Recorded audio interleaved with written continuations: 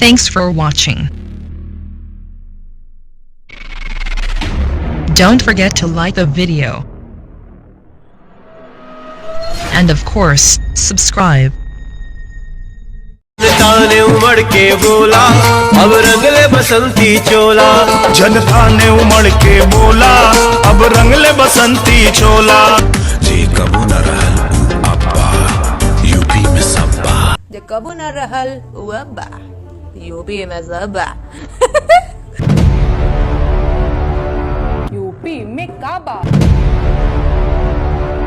खत्म रोजगार बा, बाबा के दरबार बा, हाथ रस के निर्णय जो हत लड़की के परिवार बा। अरे काबा यूपी में काबा।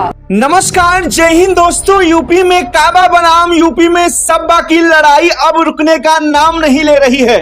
जब से रवि किशन ने गाया कि यूपी में सब्बा, तब से उत्तर प्रदेश की राजनीति में सुरों का संग्राम छिड़ गया है।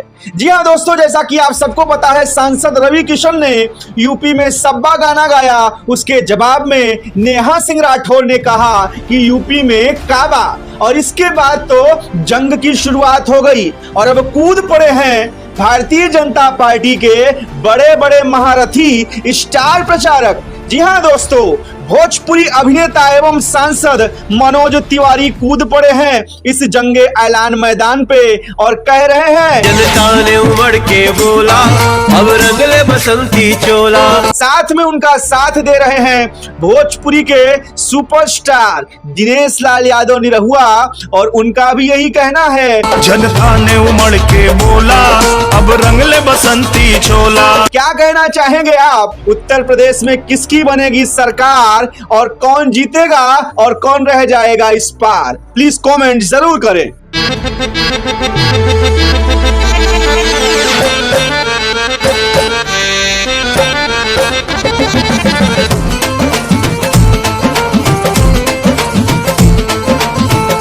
यूपी के इस महासमर में अब जनता की बारी है। जनमत मांगन चले हैं मोदी, योगी की तैयारी है।